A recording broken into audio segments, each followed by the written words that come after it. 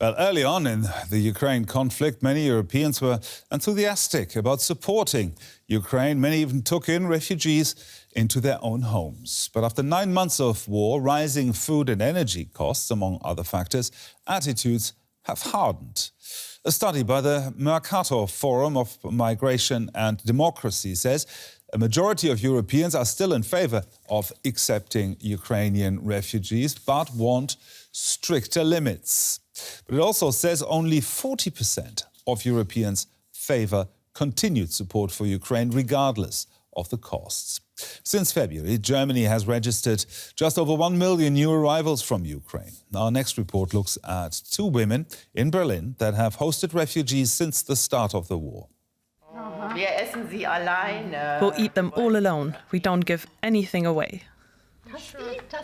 Making biscuits and learning German at the same time. Irina and her daughter Victoria have been living in Berlin for 8 months. At the beginning of March, they had to flee from the war in Ukraine. Since then, they've been staying with Heike. If it had been just my mother and me, we probably wouldn't have made it. But we have Heike. She knows all about the paperwork and has taken a lot of time to help us. We really appreciate that and are grateful for it.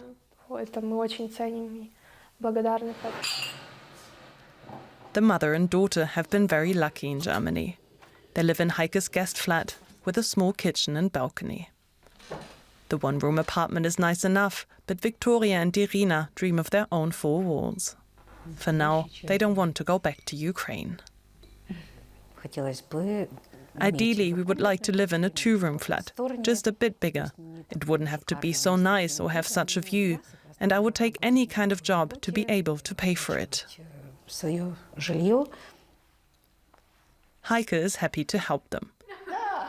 She gets on very well with the 2 Ukrainians. But that they would stay for so long was not the plan. She wants them to find their own flat, also because it would give them more independence. There are many things that the flat is simply too small for. It starts with the washing machine, which they use at our place, and other things where there is simply too little space. If they have to move out of Heike's place, they would have no choice but to go into emergency shelters, like so many refugees in Germany. Finding a flat in Berlin is almost impossible. Heike has decided to let them stay with her for the time being. We were simply lucky. An angel came down from heaven and we were lucky. Irina and Victoria will be safe here with Heike for the next few months.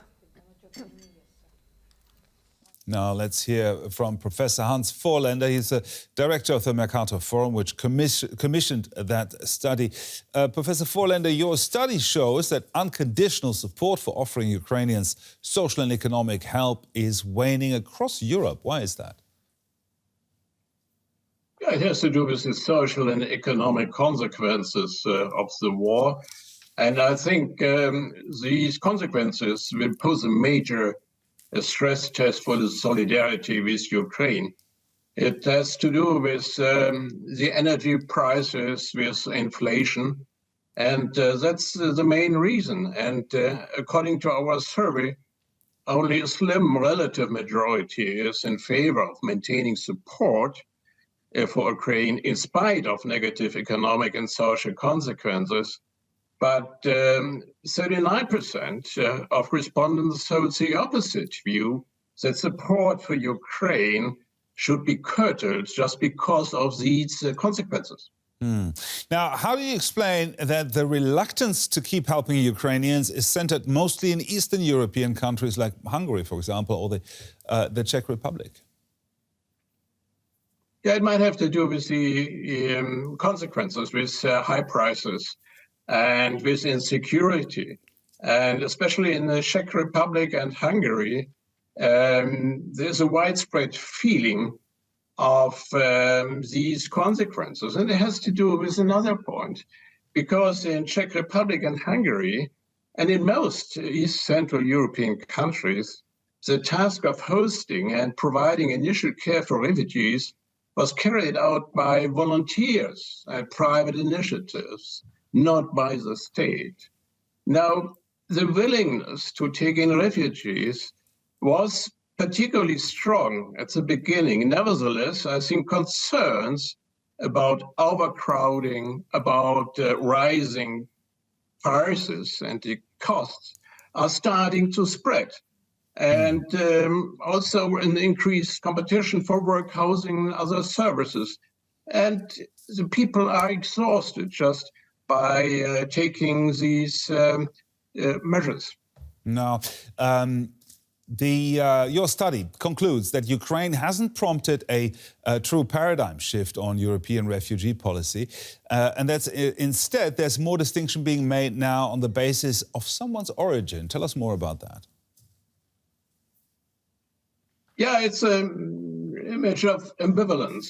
So the activation of the EU Temporary Protection Directive for those fleeing war in Ukraine was unprecedented.